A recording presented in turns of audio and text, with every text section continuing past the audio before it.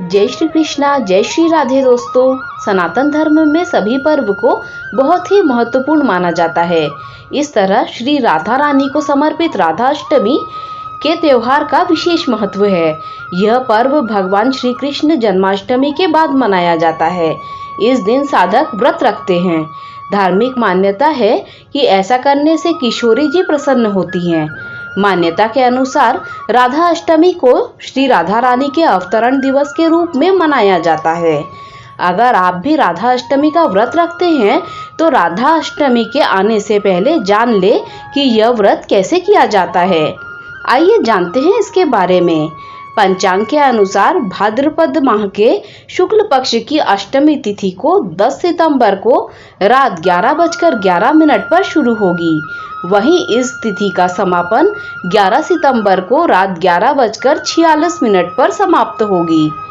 सनातन धर्म में सूर्योदय की तिथि की गणना की जाती है। ऐसे में 11 सितंबर को राधा अष्टमी मनाई जाएगी।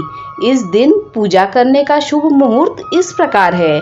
राधा अष्टमी के दिन राधा रानी की पूजा सुबह 11:03 से लेकर दोपहर 1:32 तक कर सकते हैं। दोस्तों, पूजा के समय आगे बताए गए मंत्र का उच्चारण कीजिए। ओम केशवाय नमः, ओम नारायणाय नमः, ओम माधवाय नमः, ओम ऋषिकेशाय नमः। घर और मंदिर की विशेष सफाई करें और चौकी पर लाल कपड़ा बिछाकर राधा कृष्ण की मूर्ति को विराजमान करें। व्रत का संकल्प ले। अब उनका श्रृंगार करें। देसी घी का दीपक जलाकर आरती कर मंत्रों का जाप करें। इसके बाद राधा कृष्ण से जीवन में सुख समृद्धि और शांति में विशेष वृद्धि के लिए प्रार्थना करें। दिन भर व्रत रखें। सायंकाल में आरती कर फलाहार करें। इसके बाद अगले दिन पूजा अर्चना करने के बाद व्रत का पारण करें। दोस्तों, अब जानिए राधा अष्टमी व्रत के नियम। तामसिक भोजन का सेवन न करें। बड़े बुजुर्गों का अपमान न करें। किसी के प्रति मन में गलत विचार न रखें। घर को गंदा न रखें। व्रत के दौरान दिन में न सोएं। अब मैं आपको सुनाऊंगी राधा अष्टमी व्रत की पौराणिक कथा। हिंदू पुराणों में वर्णित कथा के अनुसार एक दिन देवी राधा स्वर्गलोक से कहीं बाहर चली गईं। यह जानकर भगवान श्री कृष्ण विरजा नाम की सखी के साथ उद्यान में घूमने लगे।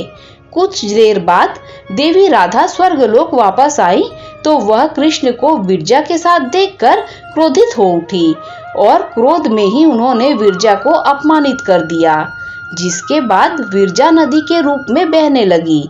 देवी राधा का यह व्यवहार श्री कृष्ण के मित्र सुदामा को अनुचित लगा और वह देवी राधा को भला बुरा कहने लगे। सुदामा की बातें सुनकर राधा को गुस्सा आ गया और उन्होंने सुदामा को दानव योनि में जन्म लेने का श्राप दे दिया। उसके बाद सुदामा ने भी देवी राधा को मनुष्य योनि में जन्म लेने का श्राप दे दिया। शिव पुराण की कथा के अनुसार देवी राधा के श्राप के कारण सुदामा ने शंखचूर्ण दानव के रूप में जन्म लिया, जिसका वध भगवान शिव के हाथों हुआ। वहीं राधा रानी को सुदामा के श्राप के कारण पृथ्वी लोक पर मनुष्य के रूप में जन्म लेकर भगवान कृष्ण का वियोग सहना पड़ा। जबकि कुछ पौराणिक कथाओं में बताया गया है कि द्वापर युग में जब श्री विष्णु ने भगवान कृष्ण के रूप में अवतार लिया तो उनकी पत्नी यानी माता लक्ष्मी ही देवी राधा के रूप में पृथ्वी पर आई थी। दोस्तों, अब मैं आपको बताऊंगी राधा अष्टमी व्रत का महत्व। राधा अष्टमी व्रत का हिंदू धर्म में बहुत ही महत्व है। इस दिन भक्तजन देवी राधा के नाम का व्रत रखते हैं और धूमधाम से श्री कृष्ण और देवी राधा की पूजा अर्चना करते हैं। शास्त्रों की माने तो जो भी भक्त सच्चे श्रद्धा से इस दिन देवी राधा के लिए व्रत रखते हैं, उनके जीवन में आर्थिक समस्याएं कभी भी नहीं आती हैं।